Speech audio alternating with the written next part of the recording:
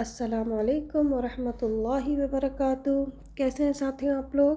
الحمدللہ آج لے کر حاضر ہوئے ہیں سبق آموز کہانیاں، اور اس میں ہماری کہانی کا عنوان ہے سیب والا۔ تو آئیے شروع کرتے ہیں۔ اعوذ باللہ من الشیطان الرجیم، بسم اللہ الرحمن الرحیم۔ رب اشرح لی صدری ویسر لی امری واحلل عقدۃ من لسانی یفقہوا قولی ربی زدنی علما۔ حکایت بیان کی جاتی ہے کہ ایک دن ایک بادشاہ اپنے محل کے بلند و بالا کمرے میں آرام کر رہا تھا کہ باہر سے ایک دیہاتی کی صدا سنائی دی، سیب لیجئے، تازہ سیب۔ حاکم نے کھڑکی سے جھانکا تو دیکھا کہ ایک یمنی کسان چہرے پر دھوپ سے جھلسی جھریاں گرد آلود چوغا پہنے اپنے نحیف گدھے پر دونوں طرف 2 ٹوکریاں لادے بازار کی طرف جا رہا ہے۔ بادشاہ کے دل میں سیب کھانے کی خواہش جاگی۔ اس نے وزیر کو بلایا اور حکم دیا، خزانے سے 5 سونے کے سکے لے لو اور میرے لیے ایک بہترین سیب لاؤ۔ وزیر نے خزانے سے 5 سکے نکالے اور اپنے معاون سے کہا، یہ 4 سونے کے سکے لے لو اور بادشاہ سلامت کے لیے ایک سیب خرید لاؤ۔ معاون نے 3 سکے رکھے، باقی محل کے منتظم کو دیے اور کہا، یہ 3 سونے کے سکے لے لو اور ایک سیب لاؤ۔ محل کے منتظم نے 2 سکے رکھے اور چوکیداری کے منتظم کو بلایا اور کہا، یہ 2 سکے لے جاؤ اور فوراً ایک سیب لاؤ۔ چوکیدار کے منتظم نے ایک سکہ گیٹ پر موجود سپاہی کو دیا اور کہا، سنو، یہ لو 1 سونے کا سکہ اور وہ جو گلی کے کونے میں سیب بیچ رہا ہے اس سے سارے سیب خرید لو۔ سپاہی تیزی سے باہر نکلا، مگر سکہ دینے کے بجائے سیب فروش کو گریبان سے پکڑ کر دھاڑا۔ او نادان دیہاتی، تجھے خبر نہیں کہ یہ شاہی محل ہے؟ تیری بلند آواز نے حضور والا کی نیند میں خلل ڈالا ہے۔ اب مجھے حکم ہے کہ تجھے قید کروں۔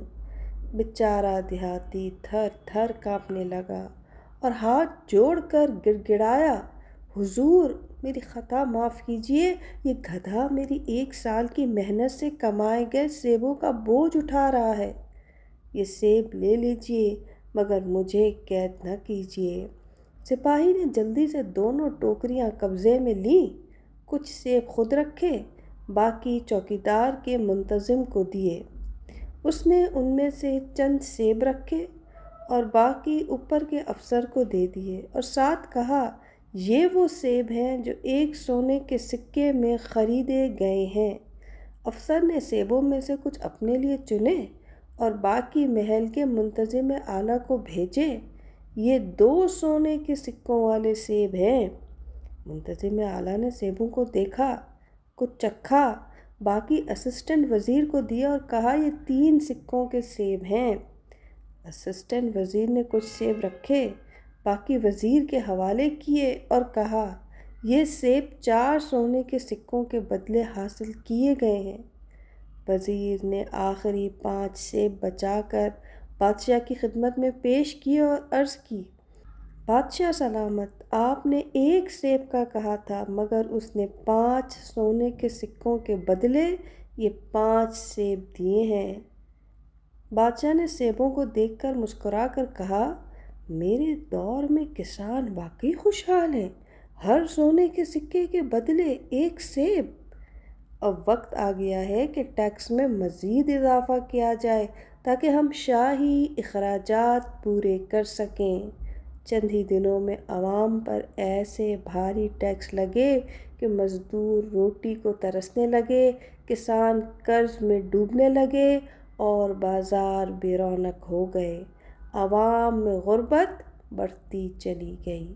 کسی دانا کا قول ہے، ظلم تباہی کی بنیاد ہے، اگرچہ معمولی ہو، کیونکہ چھوٹا ظلم بڑے ظلم تک لے جاتا ہے، پھر وہ عادت بن جاتا ہے اور اس کے نتیجے میں ملک اور عوام دونوں ہلاک ہو جاتے ہیں۔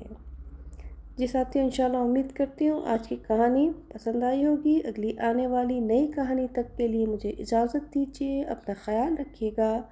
سبحانک اللہم و بحمدک، اشہد ان لا الہ الا انت، استغفرک و اتوب الیک۔ السلام علیکم ورحمۃ اللہ وبرکاتہ۔